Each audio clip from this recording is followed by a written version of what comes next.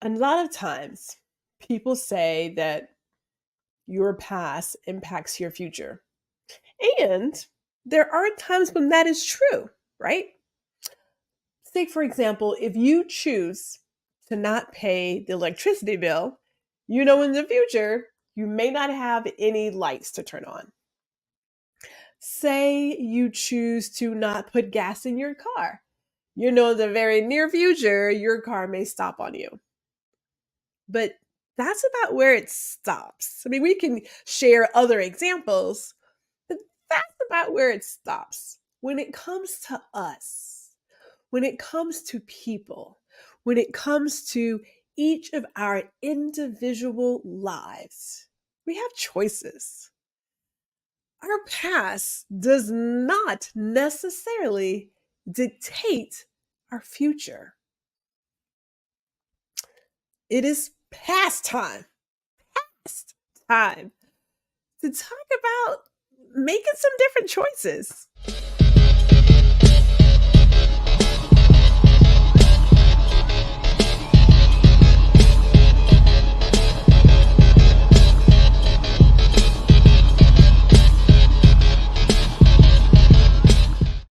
Hello and welcome to Ladies Listen Up. I am your host, Gwendolyn G.R. Houston Jack. Can we talk about the past? Can we go down memory lane for just a hot second? Because I can't help but think about the past decisions I've made. And when people think about me from when they knew me when, and they see me now, you get these question marks. You get this idea of, who is that? Why? Why would you ever question it? Why is looking at the person who stands in front of you today, why do you have questions? Because you knew me when? Now let's talk about the past. Let's take that trip down memory lane. Some of us, our past is a little sketchy. It may not have been as pristine and proper as someone somewhere may have liked. We all have different beginnings.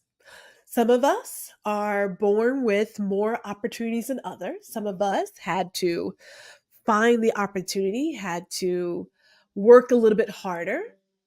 Now, I can tell you, this brown skin right here, okay, yeah, it creates creates a little chaos in a couple of rooms, okay? And as a kid, you don't know what you don't know until you get smack dab, right? Smack dab in the face. You're like, wait, what? So we've all had our fair share of what the past presented to us. Now we have options.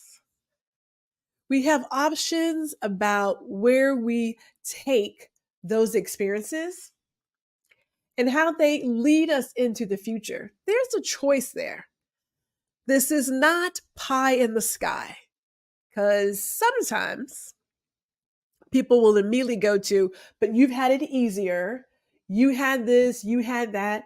Let me tell you, when I look at myself and my siblings, and I love my siblings, I love my family. Sometimes I think, did we have the same parents? Did we get the same lesson? Because I was there. I was there when our parents told us this, and this. I was there when our mother, who taught Sunday school, there was women's Bible study Monday nights. There was the kids. Like, I was there for all the lessons. And I could have sworn you were right beside me. Do we take the same notes? Because I just want to know. Like, do we have the same experiences? Yeah. Yeah. So it's not necessarily what you had. Because you can be from the exact same household, and yet still the outcomes are different, right? Because we're all individuals.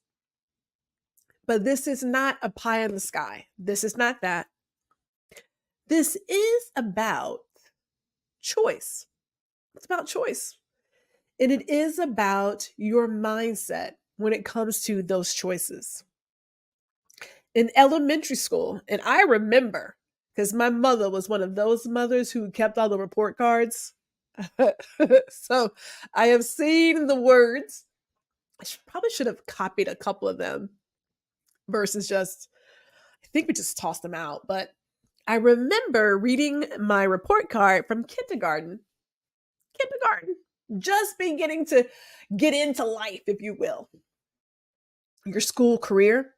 And I remember on my report card, it said that I may be a child who is has difficulty learning, and that I might struggle in school, that I had an issue with speaking and like all this stuff.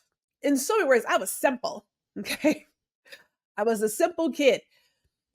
And I will tell you, there is nothing more detrimental than labeling a child at a very early age. If there is anything that gets my feathers ruffled, it's persons in the education field, parents even, labeling their child at a very early age when they are just beginning to even explore the world. But again, Gwendolyn was labeled as simple, that I might need some special education classes, is what they were telling my parents, what they were telling.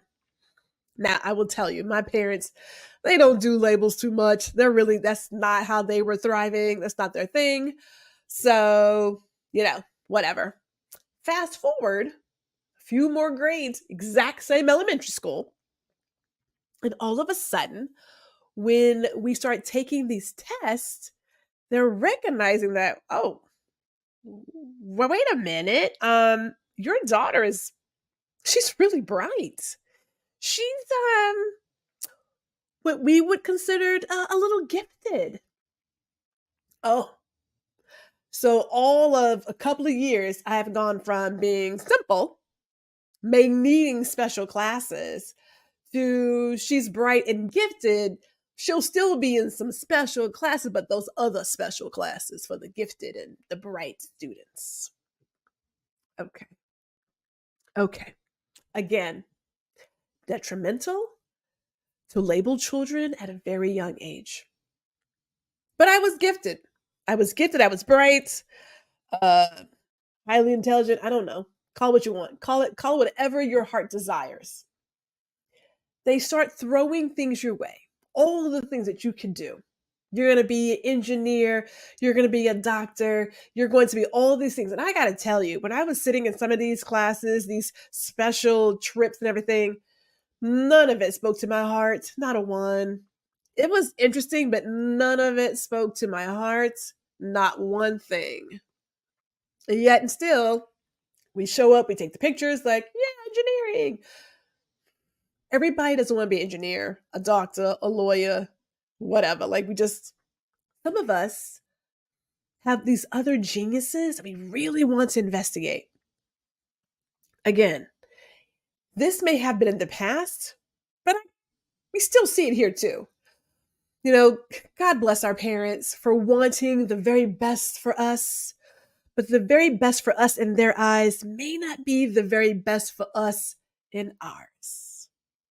My dad just knew that I was going to go to NYU. I was going to study speech communication and marketing, and I was going to be the person to buy him his first Mercedes Benz. My dad knew it. He's like, my girl's gonna do big things. Big things. I could see it. My dad knew. So I did go to NYU. I was an early decision applicant. I knew off the jump I wanted to be in New York City. I wanted to be out of my parents' house with all my siblings. I wanted freedom. Freedom. Let it ring. I wanted freedom. Yeah. And I did get into the Gallatin Division of Individualized Study. It was going to be speech communication and marketing. I created my major, created it. because I was creative. I was like, I really want to do this thing. I opened up a book. I picked out two things that I thought were interesting and said, that's my major. That's what Gwendolyn decided to do. And then I got into it. Oh, yeah. You know what's funny is when you take on the dreams of other people, when you put them on your shoulder, ugh, it can really weigh you down. And I realized soon after arriving at NYU, one, I'm not a marketing person. I am not Blue Suit. I am not IBM. And it was very Blue Suit and IBM. I was not liking the future path for Gwendolyn. I wasn't liking it. And I said, okay, speech communication, I enjoyed, right? The rest of it, not so much. And I said to myself, you have choices here, kid. You can either keep going to this very expensive private school, or you can do something different and go against the grain and change your major. And I did it. And my father was livid. But guess what? We have choices.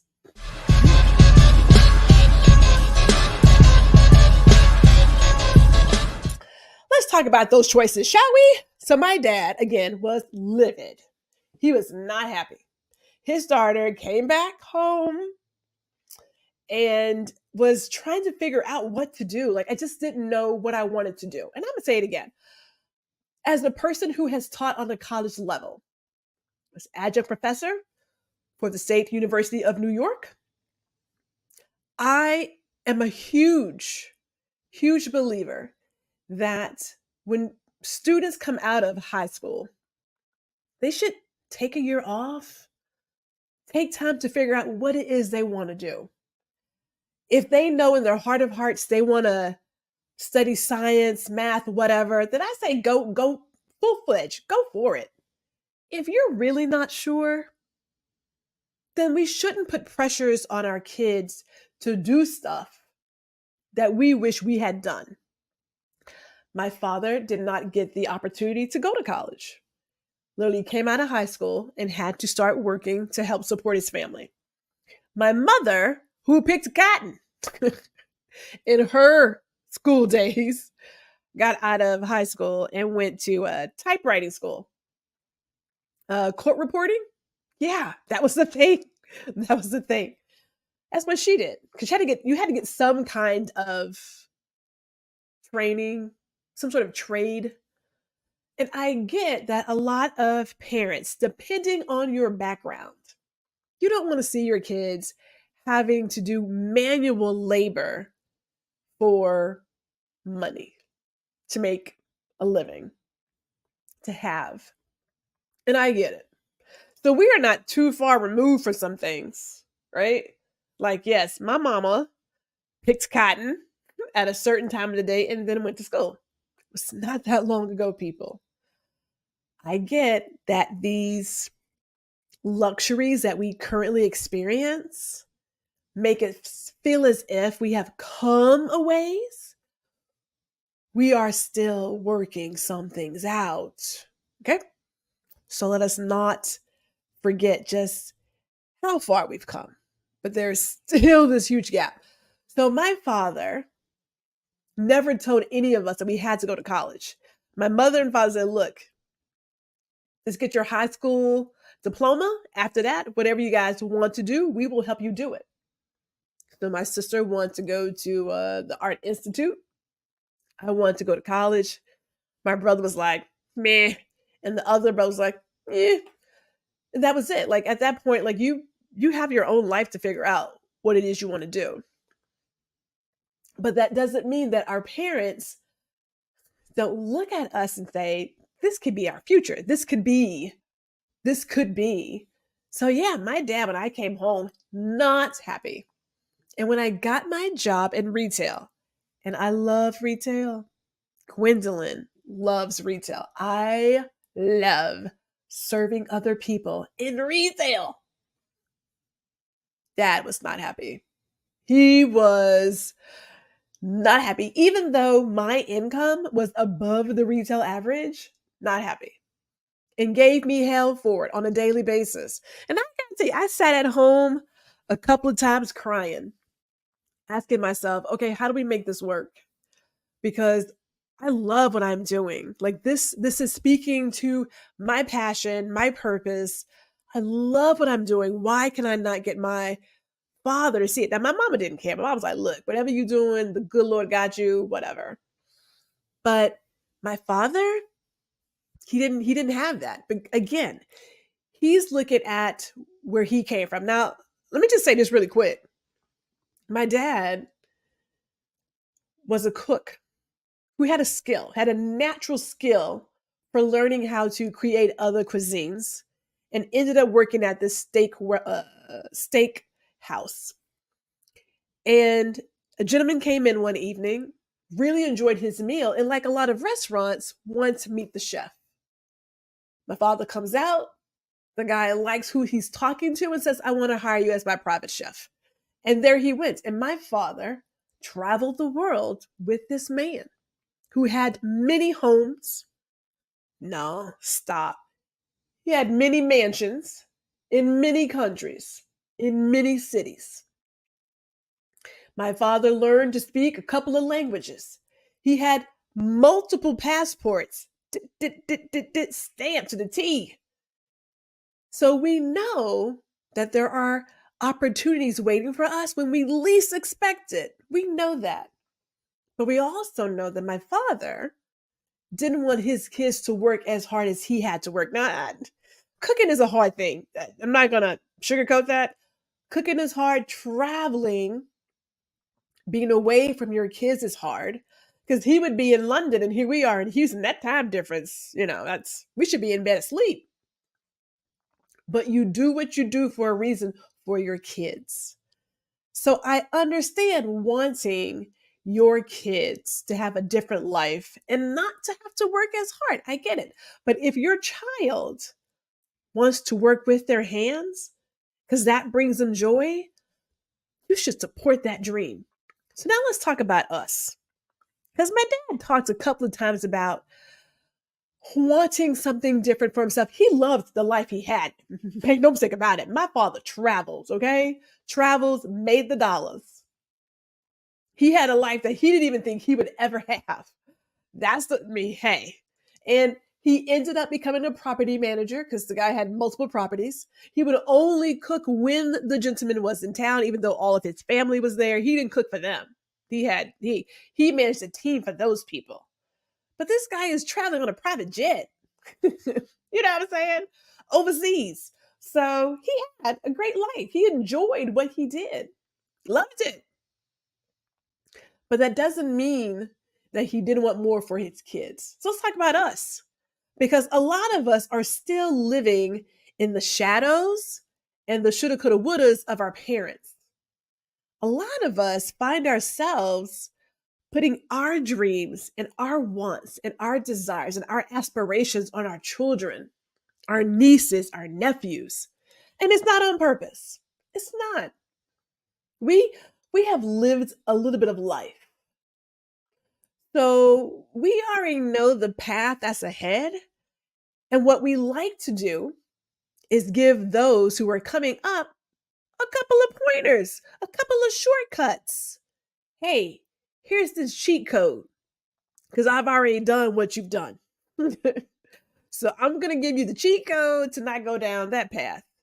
When my dad told me you only need one credit card, I was like, one credit card?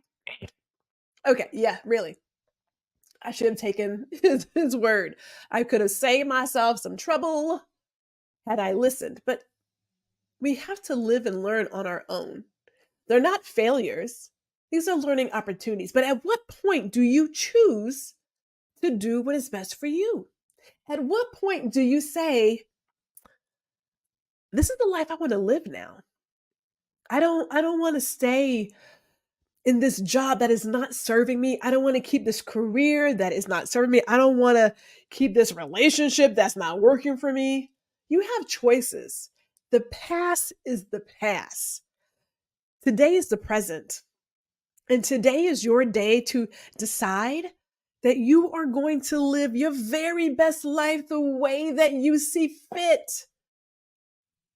This is that moment. This is it. So the question now becomes, are you ready to do the work?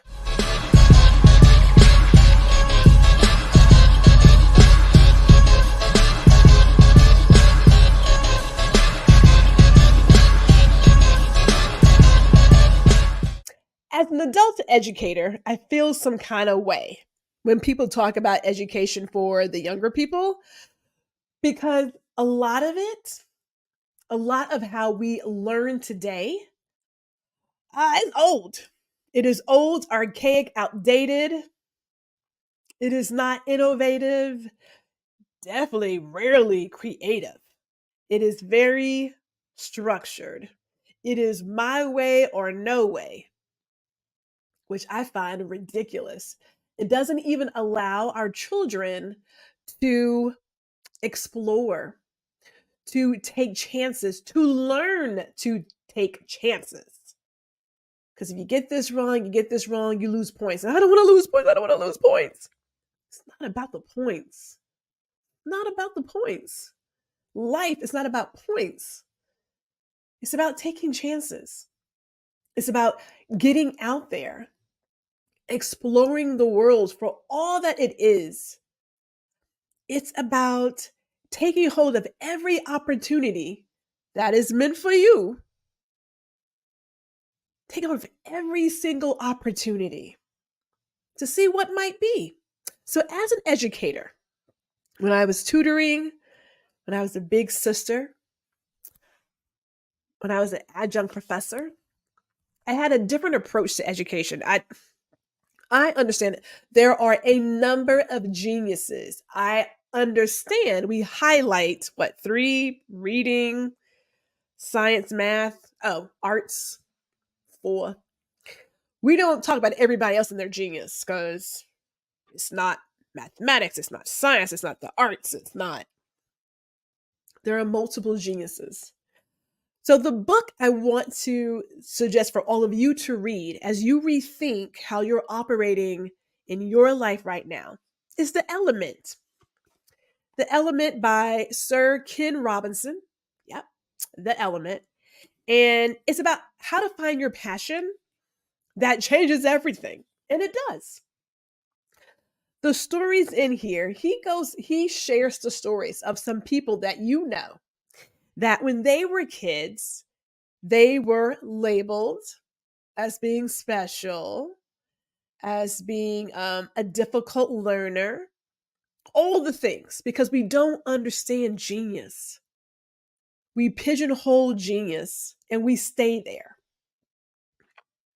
But he recognized that when you step back and you let kids just be who they are, their passions, their purpose, they show up. It's like your child is not, they're not an issue. Your child does not have a hard time learning. Your child was meant to be a dancer. Put your child in a school for dancers and watch them flourish. So, how does this relate to you? Because a lot of us, more than likely, and I'm just talking about me right now, but you could be in the same boat. A lot of us picked a career that we loved or was convenient and we made it work. I grew up with, you pick a job, you work that job 20, 30 years, you get a pension, you retire, life is good. Those days are over. They are long gone. The loyalty, non existent. So now you're at a place, you're at this crossroads where you get to decide, what is it that you really want to do? When I stepped away from my full-time career of retail, and I loved it, retail and training, and I loved it. I had already planned what my second spot was going to be, photography. I've been taking pictures since I was like a kid, like 11, 10 or 11 years old. Had a 110 camera. I still have that 110 camera. I still have the photos too. So, but I knew that that was going to be my second career. But then I got to exploring all the other parts of me that are creative. All the other parts. There was a person in one of my training sessions who said, Gwendolyn, you could so be a talk show host. I was like, what? Really? Me? No. And unbeknownst to me, I got the urge to create a podcast. Okay, 3 podcasts. And it never fails that when I am done interviewing my guest, I get that was the best interview ever. You are like the most engaging host. I had so much fun. We are chocked full of gifts. Chocked full of gifts. I understand. I come from a generation, a time where we were told you pick one thing. You do that one thing, you do it well, you call it a day. I am letting all of you ladies know that time has come and gone. It's a new day out here. It is a new day for every single one of us, and we have the choice on how we move forward in our life today.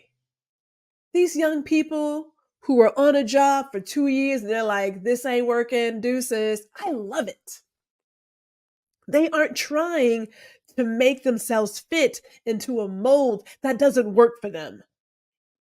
You know how we put on a pair of pants? That is probably time to go. We're like, no, I can make it work. Okay, stop trying to make it work. Stop trying to make it work. Those pants are old. They don't fit anymore. It's time for some new pants, some new shoes, some new shirts, some new blouses. It's time for some new. We've all been there where we cram ourselves into a definition that doesn't even begin to talk about who we are. They didn't even come close. We've all done it. I know I did it. And I loved my job. I'm saying it again, I loved what I did. When I left, my team kept talking to me like, we miss you. It's like, I get it. But I was never meant to stay there forever. I was never meant to be there forever. We are on the next chapter of what it means to be Gwendolyn G.R. Houston Jack, and I am loving every single page I am writing. You can do it too. You can do the work. It's not too late. If there is a passion talking to you, now is the time to do it. Step out on faith. Step into the joy of doing what brings you life every single day. You have it. You have it. If you're around people who tell you you're too old, it's too late, dump it. We don't need baggage. We don't need that kind of baggage. No, those are not your people. When you are walking in your purpose, when you are fulfilling your passions, your tribe will find you. Not only will they find you, they will support you from here until the end of time. So I'm going to leave you with this, as I always do. Give yourself the space and grace to grow and learn. And yes, that is your choice as well. We'll see you soon.